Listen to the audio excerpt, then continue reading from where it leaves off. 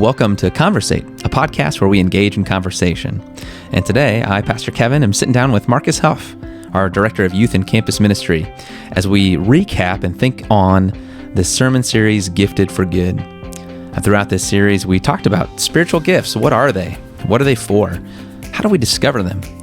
In this conversation, Marcus and myself will consider the learnings we've had throughout the series, but also what it looks like in this place, in St. Peter and Paul, to put those gifts to good use. As always, we hope you hear something in this conversation and inspires you to go out and start a conversation of your own, or perhaps even with us, if you're seeking to use your gifts for good here in this place. But as always, we hope you enjoy it. Hey, Marcus. Pastor Kevin, how are you? For my age and temperament, I'm doing quite well, buddy. Nice. I have no other way. That's right. No other way. That's right. Yeah, truly. My phrase is dandy. Yeah. Which is like a non-descriptive version of, how are you doing? Dandy. Yeah. It could be like nuanced in so many ways. It's an eye catcher. It's an ear bender. For your age and temperament, this is a 30-year-old thing. You know, once you cross that that next hill, you don't talk about your age. You don't draw attention to it as much. No, I get grief because I use that line, and I get grief primarily from people who are, say, twice as old as me. Okay. Because they say, for your age, you know. What do you have to complain about? And to be fair, I did steal that line from a 75-year-old man. Yeah. So, like, there's some, but my response is every age has its challenges. And I think temperamentally, the younger ages, hypothetically would have more temperamental challenges. It's true. Maybe not as, like, physical challenges. Yeah. The aches and pains and that kind of thing. But anyways, that's my 2 cents. Yeah. Well, little kids. The life of little kids is a different nuanced I'll tell you what, my kids' temperaments are rapidly changing in a moment's notice, and thereby affecting ours. I hear that.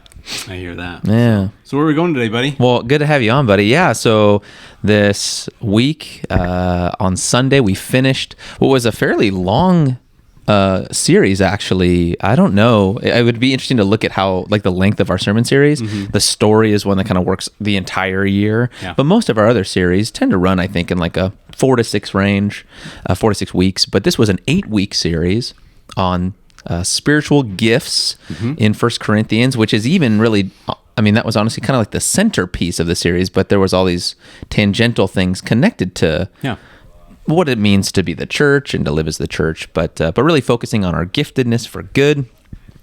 And so what I wanted to do today, as we recap, is kind of just, think on, hey, maybe some significant learnings from the Gifted for Good series, but then also, the big focus from Sunday was, what does it look like to apply this? Sometimes we can talk a lot, or read a lot. We might call that Bible study. Yeah. But then there's a guy named Greg Finke. He talks about not just Bible study, but Bible doing. Mm-hmm. And that's certainly an emphasis from Paul in this Corinthians series, these chapters 10 to 14 is, we got to do it. And we got to put it into practice. That's a very, anyways. It's huge. We talk about having young families and stuff like that and kids at our house, but it made me think instantly about, like, if they were to open up their Christmas gift and be like, ooh, but then that was it.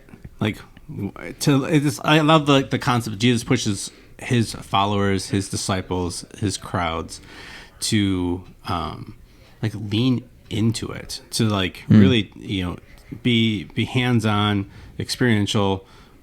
Do it. Like, why? If our kids didn't open up their gift and then never played with it. They got their Lego kit and they never built it. It's like as a parent, I would be like getting down on my knees, like, "Hey, let me show you how this kind of goes." Right. Like, and I think it's interesting because God, I believes, provides those prompts as well too. Because if your kids are gifted in something, as a father, as a heavenly father, you give them prompts to lean into their giftedness, opportunities to practice it, to put it into practice in real, tangible ways. So it's funny, we could look at somebody else and be like, that's weird. That's ironic that you would have this and never do anything with it. Right. And you're gifted, and maybe it's your cottage or your camp, or you get some use, but it has sat there for 3 years and you never used it in that sense. But Jesus clearly celebrates childlike faith. Because the moment the kids wake up and they know that there's a gift that's for them, there's no holding them back. Yeah. The harder thing is trying to get them to open the rest of their presents, right? They get the first one and they're like, okay, I'm ready. This is good.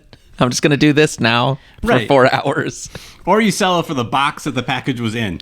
And that's all the excitement was. You're like, there's so many jokes, and as parents, you probably can relate if you're a parent out there that, like sometimes the joke is, I should just given them an empty box. They would have had more fun in that. Oh, sure. And then, like what actually is the gift, that the nugget that's really inside of it to get through. And maybe we settle for boxes too often along the way. But anyways. Yeah. No, I like that. So, you've already riffed on something that I think was, for me, a very helpful I even to use the word reminder is probably not fair. This whole idea of spiritual gifts, that as Christians, like as we come into the family of God by the power of the Spirit, that we're actually given a giftedness by God's Spirit. That was actually fairly new learning for me, I'll be honest. Yeah. I think I'd heard the phrase spiritual gifts before. I knew more about the fruit than the gifts, right? Those are those attributes found in Galatians. But yeah, to actually think of a particular skill or giftedness that God gives to each Christian to use in the context of the church to build each other up, that was actually pretty new for me. But it seems very clear in the kind of the 4 places in the New Testament where we get this conversation about spiritual gifts. I think it's neat. It's a countercultural discussion again too, in a culture that you can be projected. You could be anything you want to be, narrative, and God's like, I've gifted you uniquely. Yeah. Embrace it, lean into it. Yeah. And that's hard to work through, or it takes a spiritual maturity to go like, God's giving me this gift. Pastor Kevin has a completely different gift, and they work in communion together, and there's a beauty in that. But it takes a spiritual maturity to work through my ego, my selfish desires, to go, I want what he has. I was just thinking, it's not as good as his thing is, and so our cultural norm then is like, well, then you can do it too. And it's like, right. But is that the message of Jesus? And based on what we just walked through and opening up scriptures, going back to the authority, it's not true. Right. Yeah. That we don't need to force, if we're a circle, we don't need to force ourselves into a square peg. If we're a triangle, we don't need to force ourselves into a circle peg, or a circle hole. I think back to the child metaphor of like Christmas Day. Yeah. It's very comparable to like, they open their gifts and then they hear about their cousin, or watch their cousin open this other gift. Yeah. That's not theirs. But then they spend the whole day, like kind of lamenting that I wanted their gift, and it's like, well, buddy, we didn't get that for you. We got this thing for you. And actually, right, like if they never would have seen that other gift, they probably would have been totally satisfied with the gift they were given. Yeah. But yeah, so part of the journey is kind of Paul's maybe not using this language, but he's certainly sorting through this in Corinthians, our sinful nature, our kind of human capacity to covet, to be jealous of. So there were rivalries in Corinth, as certain gifts were basically those prized ones. And Paul's saying, guys, you've got it backwards, right? Like, it's not about having the best gift, as if there was a best gift, but rather attending to all the gifts working together for a greater whole. But yeah, recognizing that we're individually and uniquely gifted. Yeah, definitely. Yeah, I get that a lot of times as being a non-trained called pastor of like, well, are you just not smart enough? Like second-class citizen. Like foreign languages? Do you lack drive? Like, don't you want to become a pastor? And I have great peace in going, no. And they're like, well, why? Like, it's no judgment. My giftedness, I get to do a lot of things and spend my time in a lot of unique ways that you guys don't get to spend your time. And vice versa. You guys spend a lot of time doing unique, great, amazing things that I don't get to spend time in. But I have great peace in my unique calling in that way, and how we can complement each other and lean into each other at the same time. But it is one of those funny things about how we process it through that cultural lens then too at the same time as we look through that. But it's no different than, like you said, opening presents with your cousins. So that was part of your family traditions. Like I laughed in my head because I was going, exactly. I was just at my parents' house this last week quick, and there's still toys in the basement. The only reason why we have them is because my cousins got some cool playset, like with Robin Hood toys, and we had to compliment and get the same things with all our Christmas money. And then they laughed, and I was like, I don't want to play with those anymore. Lost its luster. It's gone. Yeah. It's gone. But I think too, I mean, in this hyper connected life that we live now, we're well aware of what everyone else is doing, or a projection of what everyone else is doing, or the ideal of whatever else is doing, that it's hard to compare. It takes great discipline in stewarding our spiritual gifts and living a life of thankfulness and dependency on Christ. On this is what you've given to me. Yeah. And I don't need more. Yeah. I'm at great peace. You know? And so you really have to be disciplined in cutting out the noise, cutting out the comparison narratives. I mean, yeah, to me, it goes back to garden stuff every single time. Like, look at this other piece of fruit. Like, the one thing. You have a bazillion options. Like, you have a Walmart option. All of a sudden, this one thing is like, well, look at this one. Yeah. And we fall for it every time. It's not like an original. It's not nothing. Yeah, there's nothing new under the sun. Yeah. Satan uses same tactics. It's like new furniture, but the same strategy. Yeah. So a big part of this series in that regard was sort of taking the time, each of us as Christians, to consider, like, how has God gifted me, you know? And that might not be a super linear process either of like, okay, I'm just going to ask God and then I've figured it out, you know? Right. I mean, some of this, as you were talking about, even like the differences between our roles in this space, I started thinking about my own life trajectory. There's so many things that I didn't necessarily like choose or actively like, this is I've charted my whole life path, you know? And yet those experiences and circumstances kind of all come together and serve to, I guess, give some direction, you know? And I think too, it's helpful to know, like, there's a great variety in the Christian walk and in our relationship with God. So it's not as if God has some like very particular one line track that you got to like really narrowly walk on for your existence. God gives us great a breadth in our capacity to make decisions for ourselves, to try things, and in that way sort of discover what our giftedness is. And so that's part of, I know we've talked about, kind of prayerful discernment of our spiritual gifts throughout this series, but I want to really emphasize that point. If you've been walking with us, don't imagine that's like one prayer conversation that just, oh, boom, I got it. I heard, and this is it. It's probably going to be kind of a both and, like serving in different ways, in some ways that maybe are more in your, capacity or not.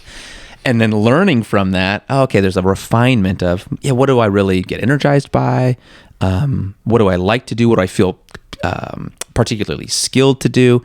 And so the prayer is kind of attending to that the whole way through. But as Marcus said, like in our life journeys, we're here now. We're in this place this day. And in case you guys don't know, there's kind of particular roles that really our whole ministry team or ministry staff, you might say. So even broadening out this conversation, to Pastor Aaron and Jamie Schultz, our director of the Early Learning Center, and Carrie Rich, our office manager, and Austin Krautheim, our facilities manager. Like, we all have these roles that we play. But probably, if you're going to confuse any of the roles or like think, well, you guys probably all do the same exact thing, maybe less likely to confuse like Austin and ourselves as much as maybe like your role in my role. So, so we thought we'd use a little bit of this time today to share with you guys what it looks like for us to use our gifts for good in our particular role. So, I'd be curious, Marcus, like, I mean, even if you want to comment, kind of briefly about your own journey, like to this space, or even like, I don't know if youth ministry was always like, yep, I just knew from when I was a kid, this is it, what did that look like for you to kind of like refine and discern your giftedness? This was never on my radar. I was a church kid, and working in a church was like the last place. This was Nineveh, and I was Jonah, and I was going anywhere but this location.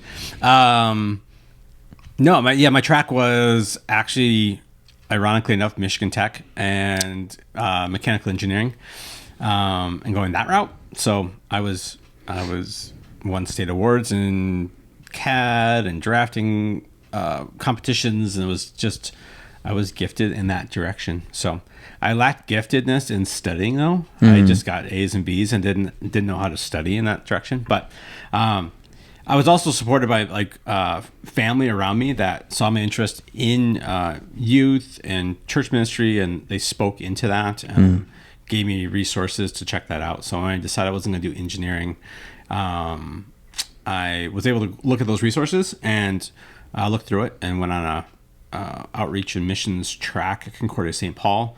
And even then, I was way outside my comfort zone of what that looked like, or what my thought process was on what that was compared to what it turned out to be.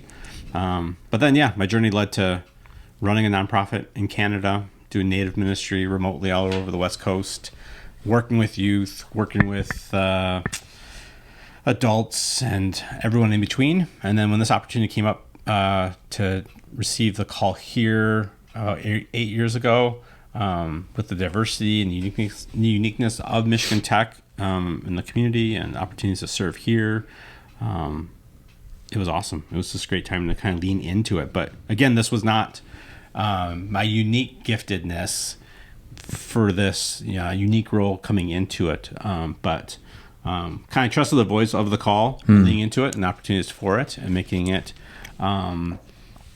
uniquely around my giftedness and what that looked like too. So I think that's part of the unique opportunity of Saints Peter and Paul Ministry, and how staffing has worked. We do have a freedom to develop our roles, our lanes, and even have shifted over the last 5 years some responsibilities based on our natural giftedness, and leaning into that so we don't burn out, so we're not operating in the wrong lanes, and can benefit the opportunities to empower people to live their faith out here at St. Peter and Paul. So, dude, I love that. I didn't know. You probably had told me. You had to have told me at some point about Michigan Tech. Yeah. But for some reason, that was just a blind spot in my brain as part of your life story. That's really interesting. It is, the full circleness. I like too. You mentioned, and so like when we go, or like when a pastor goes through seminary training, they reach their day of ordination, and that's basically this process where a community is saying, like, you are now at this status. And I've read some things, and I think they're helpful, that talks about, as the church, we kind of ought to be ordaining one another all the time. And that's like what was happening to you in regards to like your family. Yeah. So like they saw giftedness in you, even though it wasn't a life trajectory that you were like, this is what I want to do. They saw some things and kind of spoke into that. It was a whole grocery bag. I joked it was a bag of Concordia propaganda that I just put in my closet. I didn't throw it away. I kept it for some reason, but it was like nuanced there, and I knew it was there. So when I was redirected and having to pick a different major in a different direction, I had that as a resource. But people had spoken that to me as a way of, ordination or affirmation.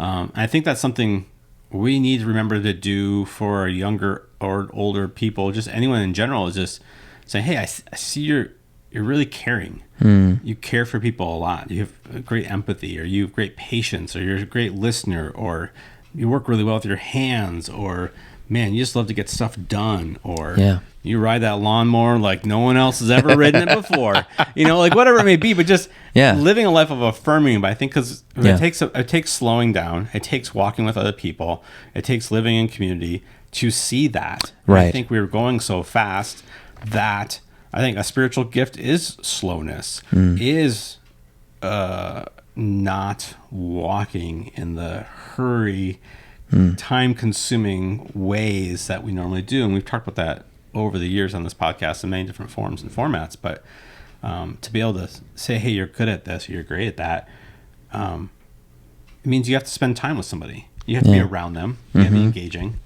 And as you guys walk through the spiritual gifts, spiritual giftedness is always done in community and not in isolation. That's right. Yeah. So Satan loves isolation. He loves to pull people away out of that. So you can't lean into your spiritual giftedness. They can't be identified. It can't be celebrated. It can't be empowered. It can't be doubled down on. It needs to be lived in community. It needs to be living together. And that's huge, and we build each other up. It's Right. complementary in that nature. Yeah, what a good kind of commission for us to just be attentive. I mean, we see stuff all the time, but yeah, if you particularly notice somebody or something that someone is doing or has done or some quality in them, what a neat opportunity to honor that. Yeah. Hey, I see this in you. Yeah. In fact, it wasn't this year, but I think the year before, the main speaker at the Best Practices Conference in Phoenix, which was a few weeks back here in February last year, he said the 4 greatest letters in the alphabet for him were I see in you, which was a very cheesy way. No offense to that speaker. A good point though. Like for him, that was so helpful in his walk. He had those people kind of ordaining him, like telling him what they saw in him that he didn't see himself. Yeah. And so community is so important for the discovery of our gifts, but then also the employment of our gifts. Like if they just kind of are held back for kind of our own personal enjoyment, we won't enjoy them actually. I mean, they'll kind of spoil, Right. It's like the manna that's held that extra day. Like it's gone. No, they're intended for function. And also, I mean, it's great not only to affirm someone's gifts, but be in community and speak truth and going, I don't think this is the right spot for you. I think this should be something different. So we have to walk with 7th and 8th graders primarily with the confirmation class, and we've something that we leaned into this way of just serving, not necessarily spiritual gifts, but the serving aspect of living out your faith has been to broaden the ways they get to serve and engage in this way, so they can have a positive serving experience in church, get some affirmation hopefully from it, and find a way to do it. A lot of times historically in that way it was serving as an acolyte, which is fantastic. You robe up and you get to participate in the worship service in different ways, from lighting candles or carrying a cross or even helping out with communion in some kind of way as well too. But we've broadened that to greeting, sound booth, donut prep, all these kinds of things to have interactions with different people and see some of the breadth of serving opportunities as well too. Absolutely. Yeah. And in fact, if you didn't catch the sermon this last Sunday or saw the interviews, you can find them on our YouTube page at St. Peter and Paul. But yeah, Nathaniel Fanta was one of these current confirmation student who sat down and shared kind of his experience, which was really positive. I mean, he just loves it. Yeah. So and for him, he kind of knew that niche, like that technology piece was something he was interested in. For others of us, we might need to do some exploration, like trying out some different things to see kind of where we fit or where we jive or where our gifts and abilities tuck in well. Yeah. Oh, go ahead. So when you think about our church though, like so if you don't know this, Pastor Kevin is in charge of service groups and opportunities and stuff like that. So we all have our unique roles, but then we oversee other ministries that go deeper and wider than just a certain individual. But in that serving opportunities, like what does that look like? Like to live out spiritual giftedness in a real tangible way in our church community. Yeah. So I think I'll start on the outset by saying, what we're talking about in terms of my function is sort of an admin role within that, right? Overseeing these different groups and the leaders of these different groups. And interestingly enough, I would say administration is not a giftedness of mine. But this is important, right? So like we don't want to fall prey to say gift cop out, where it's basically like we try something, we half try something once and say, nope, not for me. Yeah. It's like, no, like to actually know whether you have a competency for something, you got to give it a little time. Again, like you said, these things come slow. Right. Like public speaking for a lot of people, like the idea of being in front of people doing that's not me at all. We can definitely turn it on. We've leaned into it to find a level of comfortness in that. It's unique that the three of us are okay with doing the box on a Sunday and leaning into that, but that does not fit many people's comfort and or desire to grow in that way. I don't know if it's a giftedness or not, but it's a unique style, but it's something you lean into, and as you practice it, it becomes more comfortable. It becomes more of a way of how you do life and interact in that way. Yeah. Praying out loud is the same kind of way. That's right. It's just, if someone's always prayed for you and you've never had the opportunity to practice that and making that a practice, it will feel uncomfortable and foreign, just like trying to get up and run 3 miles, or eating broccoli or something like that. And we see this demonstrated even in the text, the biblical text, because Paul, one of those spiritual gifts he'll talk about is evangelism. Like there's one that's actually listed, which means there are some people who have this particular gift of bringing other people into the fold, articulating the faith in a way that's understandable to an outsider. But that doesn't mean that if that's not my gift, I have no responsibility whatsoever, because so we see that show up as a gift, but we also hear it as Jesus' commission to all of his disciples, right? Go and make disciples, teach, baptize. So there are some of these gifts that are clearly, as we look at other parts of Scripture, intended, whether it's your gift or not, there's this responsibility. And that's kind of how I see my administrative role. It's a responsibility more than a gift. But yeah, so there are various ways to serve in this church community. So if you're a part of Saints Peter and Paul and kind of want to deepen your investment here, relationally with others, but then also by, exploring your own giftedness and putting your gifts to good by serving others, one area would be the Sunday morning kind of volunteers, and that takes a bunch of different forms. So there's from everything from snow removal to prepping coffee and food to prepping worship stuff, altar-wise with the Altar Guild. Those are kind of more behind the scenes, if you will, pieces of work, to the more kind of up and in front, reading the scriptures in the worship service, guiding people into our worship area, whether as an usher or a greeter, playing musically in the praise team. All of those opportunities are available to the whole church, open to the whole church. And that was something I kind of alluded to it in the sermon, but as I was reflecting on this kind of conclusion to this series, it really struck me that there are actually a lot of people who are involved in sort of making the wheels turn at Saints Peter and Paul. I thought about it. Sometimes they talk about an 80-20 rule, which is this idea that like 20% of the people are doing 80% of the work in any given context, whether it's church or secular organizational. I don't know. I haven't looked at the numbers. I haven't crunched the numbers, but my sense is there's more than 20%. Who are involved in that way in our congregation. So yeah, it takes a lot of folks to make kind of Sunday happen, at least the way we have it happening. Yep. So lots of ways to serve. If you want to get plugged in that way, like if you'd be curious to explore those options, you could contact Carrie Rich, our office administrator, at the church phone number, or you could also talk to Paula Monroe. I didn't mention her on Sunday, but she's our director of hospitality.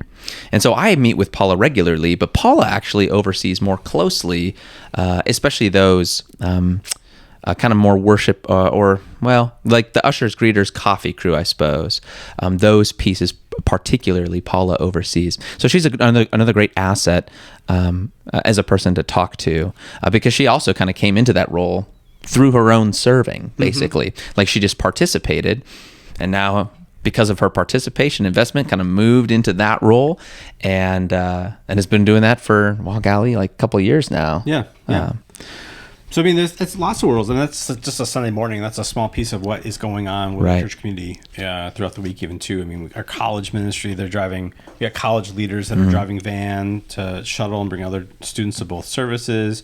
They have a Wednesday praise service. They have events on Saturday. There's families that are cooking meals once a month, provide a meal for 30-some students at the college house regularly. There's all kinds of groups that get deeper and deeper. We had a gathering a couple weeks ago, and we had nearly like 60 people. I think that was just more of the leadership level of multiple groups and locations, stuff like that. Serving in Sunday school, care ministry. We've got senior ministry. We've got men's groups and women's groups. We got people just serving out vocationally in their work regularly to help invite people to come to our church. We see that with our 7th and 8th graders, inviting kids to go to camp and come to our Wednesday stuff. We see that with adults and coming and be part of a small group or life group that they're part of as well. Lots of unique and different ways that shows up in serving or giftedness, with receiving even gifts of some kind as well, and living into your giftedness in a financial way as well. So it's pretty neat. That's right. And as we conceive of like all of those ways that we serve in this place, like ultimately we want it to connect into that vision, one of building up one another, being a church that has a love for each other in such a way that it's distinctive to the world. But then that love is not, again, just like the gifts, it's not intended to be a solely self-serving thing, like sort of isolated to just our community. No, that love, that demonstration of love is also supposed to point then to the one who loves us, the whole reason we're doing any of this stuff. And so connections to those who are far from God, don't know who Jesus is. And that's where, I think there's some space, especially for, like, if you've had an idea, of, oh, golly, I'd really, I've got this pocket of people who I want to share Jesus with, but I'm not sure how. Like, I'm not sure what format that would even look like or what tools I would have. I'm just thinking of now Rachel Lambert, who has done her Pocket Cross ministry and Prayer Shawl ministry. That's something that she has found valuable for her own evangelism. And I think others, have received those crosses and could use them in the same way. But what I'm trying to say is maybe you've had an idea and you're wondering, like, well, I don't know. I mean, is it feasible? Is it possible? Would the church even want this? Our invitation would be, please share with us. We want to. I mean, you made me think of it, Marcus, when you're talking about being in the community, because we use our gifts for good here, but of course also for the community. It's part of what it means to be salt and light, as Jesus talks in his Sermon on the Mount. To be salt, that's a preservation tool for the meat in those days. So that was something that sustained and gave life to something. And that's what Jesus says we're called to be for our communities. So if there's a pocket of our community where you're like, man, I see this problem and I just don't even know how to attend to it, please share with us. Come to us. We would love to, again, be church, do this together. Think through what kind of resources we have and collaborate so that we can be this distinctive community, not only just here on Sundays, but also through the week in various spaces and places. Definitely. I think in that Giftedness too, as you talk about like ideas, or you see a problem, or you see a need or an opportunity like that the community comes together so well, because some people are problem solvers, some people are dreamers, some people are noticers, some people are doers, and you need that community. Usually it's never wrapped up into one individual that makes that happen. Right. It's done in community. So if you're listening to this too and going like, I keep talking about community and doing this with people, and I'm finding myself being more isolated. I mean, maybe that's your first nudge. I mean, and all this stuff, prayer is the first step in all of it, and the opportunities to put people on my path to share my faith with, to share my explanation of why I'm living this life the way I'm living it, and then in this unique way. Because there's plenty of kind people. There's plenty of non-Christian, non-religious service groups in our community that do good things for those in need. And none of it points back to Jesus. It's just a nice thing to do. Or they're putting it out there hoping to get it back to them as well in some kind of form or fashion. But we have the opportunity to think through how do we share it. But if you're in that position of going, lean into community in some kind of small way. If that's just slowly sitting in a Bible class and just not saying anything and just being in that presence, start there, and start in some kind of way. Or maybe you're listening to podcasts and watching church online, and it's a great way that you've been fed in this season. And maybe it's an invitation of coming and joining us on Sunday morning. We start with midweek services this week.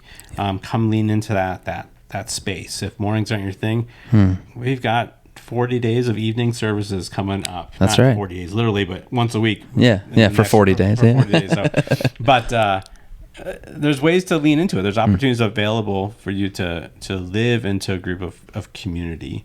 And community can be hard. I'll empathize with that right off the bat too. Like, I'm not necessarily naturally gifted at living in community. I just got to live with 3 college students for a week. They are interested in things completely different than I am, and it was a joyful struggle to figure out how to connect and live in community. It's that age and temperament again. Yeah, and likely for them to be with this guy. I mean, it's not one directional, but we are called to live in community, and nowhere does it say it's necessarily like everything is glorious. It's not always a sunny day. We love our call to ministry, to be here, to serve, to live out our gifts and live into it. And the promise we have from Christ is that he's with us always in it. Not that it's going to be easy. Usually it's going to be harder or trying, but we do know why we're doing it. Where that's pointing to, and we're not alone in that journey, and it's back to that father analogy from the beginning too. Like, we want our children to live out their unique giftedness. If you have multiple kids, you can see uniquely how they're uniquely wired and those opportunities with it. But we walk with them as they figure those things out. God walks with us as the children of the Bible figure out how to live out their unique callings with it. And it's a story over and over again. He never really just leaves them alone and abandons them. He walks with them. He goes slowly, a lot slower than I'm comfortable with. Yes. Goes really, really slow. And we think minutes and hours, and he's in the years and centuries pacing in that kind of way too, It's amazing, and leaning into the aspect of God's calling you into something. You feel a nudge, you hear a nudge, you sense, I should participate in it, but I don't know if I can do anything. I'm not good at that. I don't like that. I'm not comfortable with that. God provides. And I just got to see the ark this last week. Noah got called to build a boat, an ark that was ginormous. I will show pictures of Sunday, but they can't do anything justice. But it took them, they estimate it took them 75 years to work on this one project. Talk about a slow build. Yeah, right? I bet Noah's wife was like, are you ever going to be done with this project? I mean, seriously, how long is it going to take you to build this thing? It was 510 feet long. I mean, it was insane. But he was faithful to God's calling in that way. Did he probably quiver? Yeah. I mean, he's a sinful guy just like no one else. Like, did he doubt? Right. Yeah, for sure. Is that the narrative that we get?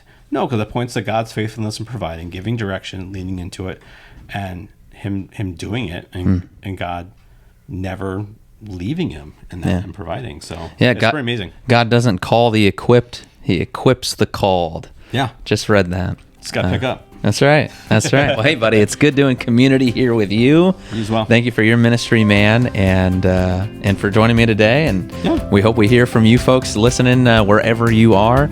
And as always, we encourage you to employ your giftedness for the good of those around you. We'll see you next time.